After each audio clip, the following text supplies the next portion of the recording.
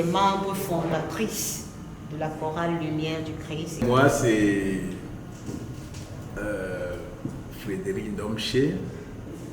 Je fais partie des premiers membres de la chorale Lumière du Christ. Et justement, je suis très fier d'être là. Ancien membre de Chorale Lumière, nous avons parmi les premiers membres de la chorale. Nous avons, n'est-ce pas, intégré cette chorale et nous avons, n'est-ce pas, mené à bien notre passage là-bas jusqu'à ce qu'on ait deux positions. Donc je suis content d'être ici ce soir avec vous pour cet échange. Parce que ça fait 25 ans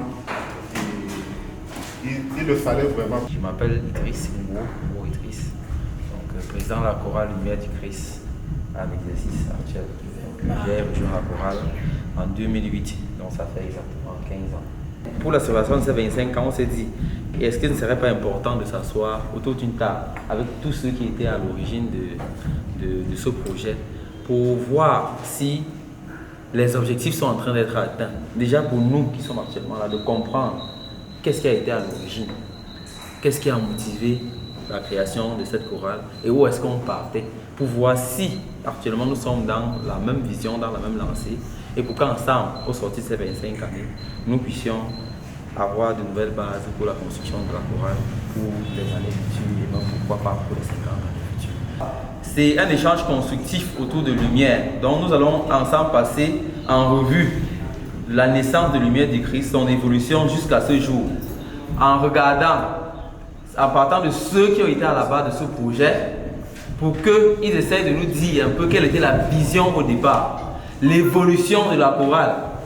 Et nous, la génération actuelle, pour qu'on essaie de nous confronter, pour voir un peu, est-ce que nous voyons les choses de la même manière, est-ce que nous sommes dans cette vision?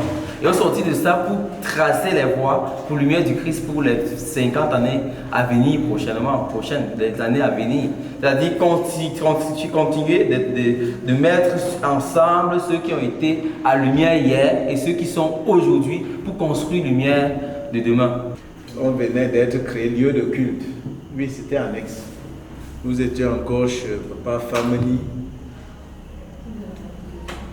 Chez Papa Fameni, c'est de l'autre côté. C'était même pas encore ici. Oui, Feu Fameni. Ok, oui. Bon. Chez Feu Fameni, on dépendait de Mélène. Mélène avait créé l'annexe, le lieu de culte qui est devenu annexe. J'avais commencé à penser l'idée avec Memberi.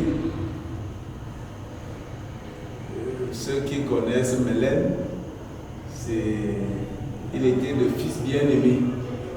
Et c'est lui qui vous a commencé à apprendre la guitare. On mûrit l'idée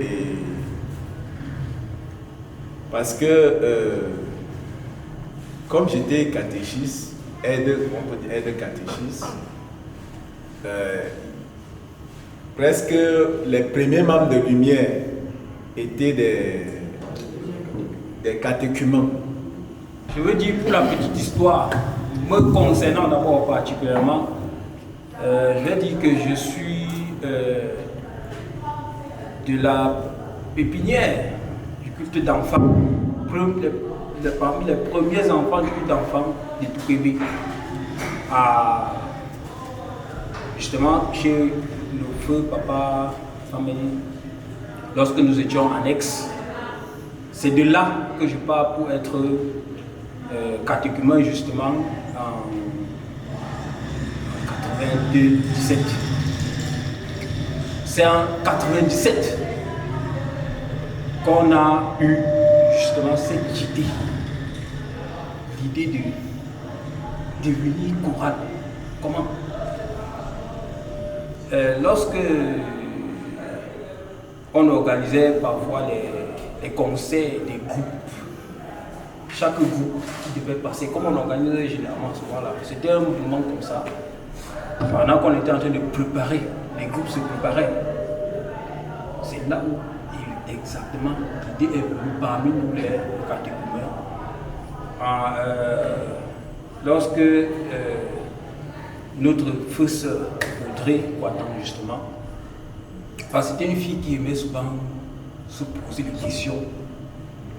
Pourquoi tel truc? Pourquoi nous? Pourquoi pas nous? Pourquoi cela? Et elle a demandé pourquoi nous aussi, nous sommes un groupe. On peut aussi chanter.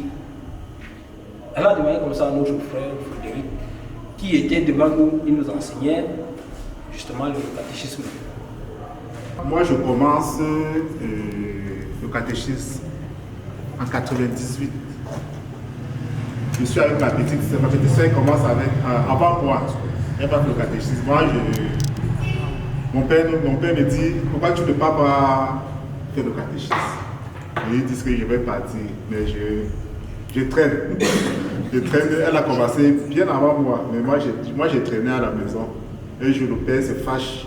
Il m'intime l'ordre d'aller au catéchisme. Là, c'était plus. Il y a plus de négociations à faire. Papa Frédéric, il fait 2 propositions comme elle a dit. Mais pourquoi il retient chorale humaine de Christ? Il retient chorale humaine de Christ parce qu'il y a une chorale humaine de Christ à Bâti, dans le village de Papa Frédéric.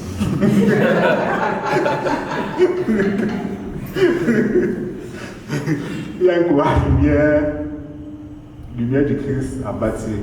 Papa Frédéric, non, la chorale, il va s'appeler chorale lumière du Christ. Parce qu'il est allé chez lui à Bâti, il a vu une chorale lumière du Christ. C'est comme ça qu'on adopte le nom chorale lumière du Christ. Nous tous, nous avons été baptisés.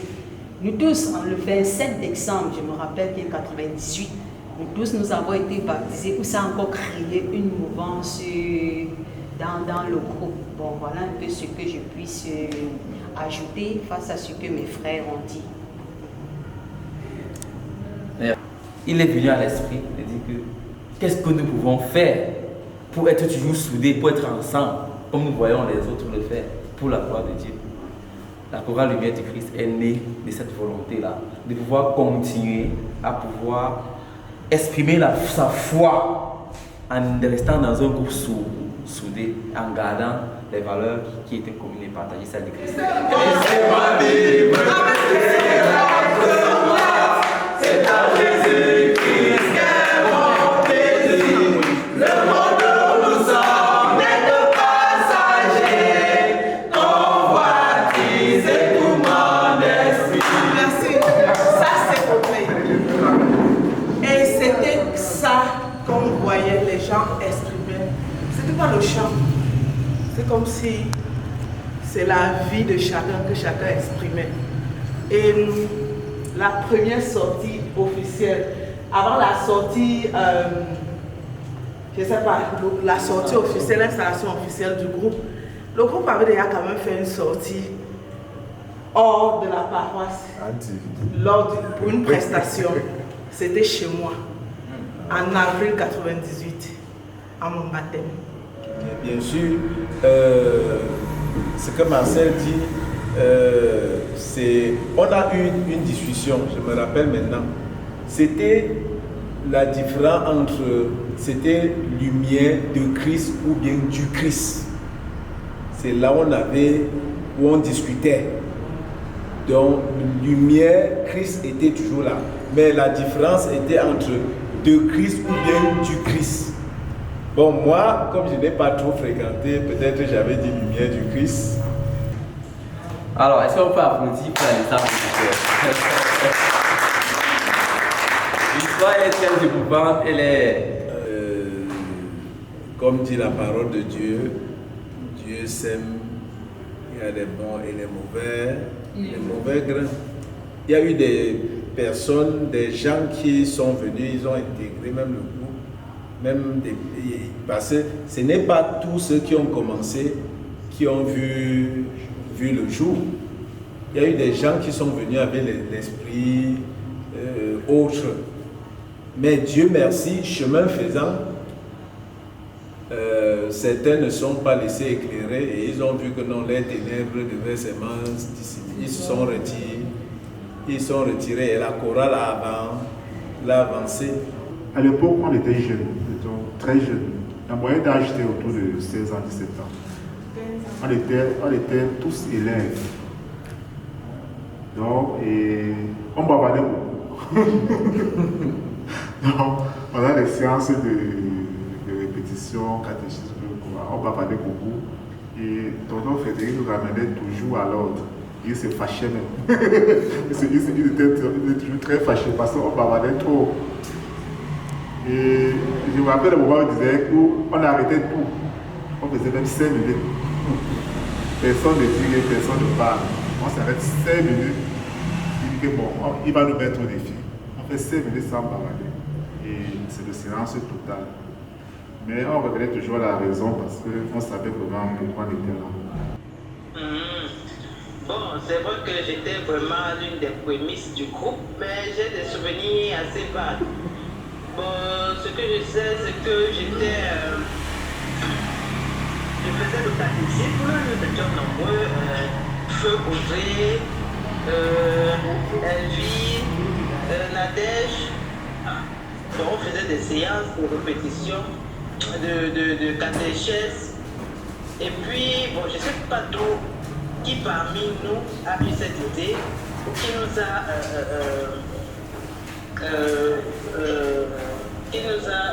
comment dire, qui nous a parlé de cette idée de faire un groupe choriste. Je ne sais pas si c'était l'évangéliste Taratier, donc je ne sais plus très bien qui c'était. Et puis moi, ce que je me souviens, j'étais rentré à la maison. Moi particulièrement, parce que j'étais quelqu'un de très rebelle. Nous, on a toujours évolué dans la même lancée. Qu'est-ce qu'on faisait? On faisait un peu un copier-coller. À force de se rattacher toujours à d'autres groupes, on prenait ce qui était bon qu'on ramenait dans le groupe, question de mûrir davantage notre système entre nous. On chante, on ne chante pas juste. Et le chanteur qui nous a encadrés à notre sortie, lui-même était enseignant de lycée, on l'affecte, les bébés on l'affecte à l'est. Comme ça, quand on restait un bon moment sans chanter. Mais Eba et moi, on avait quand même pris le relais, on se battait pas mal. Mais après, Elvie a donné le nom tout à l'heure, mais j'ai oublié le nom. Oui. Donc, avant Képi, il y avait un de ceux qui venait, il nous faisait chanter beaucoup de classiques. Classique. Le père de Nakam, il venait de Mélène. Lui, il y a un papa là qui venait, mais il était dans un rythme classique. Et nous, on n'aimait pas ça. Donc, on voulait chanter, danser, crier. Nous, on n'aimait pas le rythme là, le classique. C'était malgré nous qu'on travaillait, on chantait avec lui. Après, il est parti. Il y a bien sûr tonton Eugène qui est venu. Tonton Eugène aussi était aussi classique. 2003, c'est l'année où, justement, on a eu 2 maîtres de chant à la fois. Cette année, on avait encore Nguépi, le maître Nguépi, Eugène. Et on avait Lévi aussi. Le maître Nguépi Eugène nous enseignait dans le classique. Mais son classique était un classique moderne. Je vais dire que c'est lui qui nous amène vraiment à aimer, à commencer à faire des chants mixés. C'est-à-dire chanter le classique et chanter le folklore. Je crois que c'était en 2005.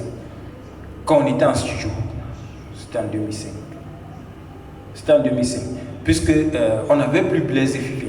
On a sorti la boum sans Blaise. Blaise venait juste de partir. Il venait juste de partir. C'était en 2005. Puisque Blaise était venu, c'était par rapport à l'école. Ok, j'entre, je commence par donner mon histoire, comment j'ai fait pour entrer à la lumière. Moi, c'est toujours ce que je pense au fur et à mesure, il y a beaucoup qui savent déjà comment j'ai fait pour entrer à la lumière. Moi, j'ai senti que c'était un appel en fait. Parce que avant que j'entre à Chorale à Lumière du Christ en fin 2004, j'étais ici depuis 2000. Mais quand je venais, ma place était toujours fort là-bas. Je cherchais toujours une place au fond de ma soeur là-bas. Et après, je sortais. Mais quelque temps, je pense que ça devait être en novembre 2004. Je ne sais pas exactement ce qui s'est passé. À chaque fois quand je venais, je m'asseyais long au fond. Il y avait toujours un protocole. Moi, je me suis dit un temps que sûrement, ils sont attendus eux tous. Ce n'est pas la même personne. Ils me prenaient, ils venaient toujours, toutes les places étaient toujours occupées, mais il y avait toujours une place vide. On me mettait toujours là-bas. chaque dimanche, 4 dimanches successifs, sur la même place. C'est là où Lévi me dit que gars, c'est pas moi qui dois te dire l'autre là parce que moi-même je suis fatigué de te voir.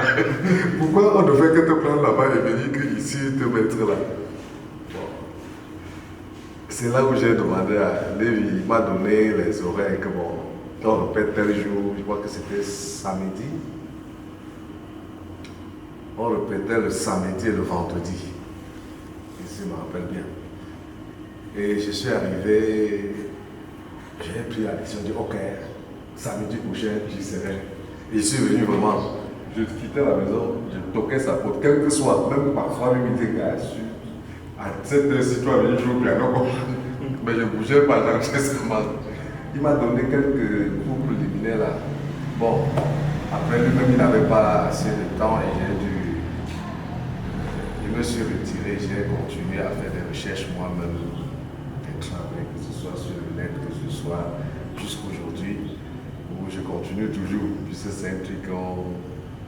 Bon, entre-temps, en formation, j'en ai formé plusieurs, que ce soit dans la paroisse ou hors de la paroisse. Je commence par le mien d'abord, j'ai formé, qu'après François, moi j'ai pris Boris Bachana. Après Boris Bachana, je pense même à Chorale Nouvelle, j'ai pris 3 personnes. Je prends le règne comme directeur technique en 2007, début 2007. Ouais, début 2007. Et j'ai décidé, ok, même comme ça a mis vraiment longtemps, puis comme j'ai trouvé la guitare, l'ampli, au basse avec le piano, il faudrait qu'en quittant, que je laisse l'orchestre. Ça reste toujours dans ma tête. Et je pense que vu notre évolution, c'est déjà ça. Je vous en prie, Combo Bass, Marc Acre qui nous a coûté près de 600 000 francs. On a 2 pianos. Un PSR Yamaha SX 700 et Yamaha PSR 450 qui sont là. On a l'ampli force console 16 pistes et console 12 pistes. Vraiment, je ne veux pas me permettre, on a des barres, on a 4 bombards. Je pense que c'est samedi qu'on va tous ensemble utiliser à fond ce que vraiment la chorale a pu acquérir jusqu'aujourd'hui. Et par la suite, on veut compléter juste le projet en ayant des baffles retour, des saxophones et des percussions pour vraiment avoir l'orchestre un peu...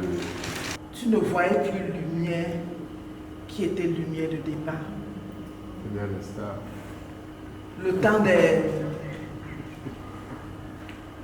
Il y a certains chantres que vous avez évoqués là, c'était copain dans le groupe et parfois même bagarre entre les membres du groupe à cause d'une même personne. Profo. Je pense que les défis, c'est presque les mêmes, hein? Puisque quand vous êtes dans un groupe de jeunes, il y a un certain problème, il y a un certain problématique qui se pose. À un certain moment donné, vous allez voir qu'il y a eu beaucoup de grossesse, mais cette fois-là, forcément, c'était plus entre les membres de Lumière, c'était beaucoup plus à l'extérieur. Et ce sont des ventes qu'on a essayé de juguler à notre niveau. Et l'effectif est allé croissant. Et jusqu'aujourd'hui, on a toujours des difficultés vraiment à avoir un effectif vraiment solide et engagé. Donc, on a eu les choristes, pour ma foi, qui ont été très engagés sur le plan peut-être spirituel, mais moins engagés sur le plan de la technique, c'est-à-dire le chant. Il y a eu les choristes qui étaient plus engagés sur le chant et moins engagés sur le côté spirituel. Donc, la chorale cherche toujours cet équilibre-là qui, quelque peu, la fragilise dans son évolution. Au fait, c'est Dieu qui m'a poussé à entrer dans cette chorale. Parce que c'est au fait dans cette chorale que je connais Dieu d'une manière particulière. Parce qu'au fait dans la communauté, comme on l'a dit, ça bavardait trop. Donc c'est-à-dire, dans la communauté, quand tu viens t'asseoir pour suivre le culte, les gens bavardaient toujours. Tu vois tête dans tel groupe là, tu vois ce qui se passe dans tel groupe. Donc j'avais ces informations-là. Donc je savais que les groupes vraiment, ça ne vaut pas la peine. Je savais ça. Et puis, même mes petits, quand je les entendais parler, je dis que mais ça c'est quelle histoire. Donc voilà, et puis, mais je ne sais pas pourquoi, je disais toujours que je vais faire. Il me disait qu'il fallait entrer dans la lumière. Un jour, j'étais, je ne sais pas, je me rappelle, c'est un samedi, j'étais avec mon petit frère. Je lui ai dit que je vais entrer dans la lumière. Pour dire la vérité, je dis, je ne peux pas parler de ma vie sans parler de la lumière du Christ.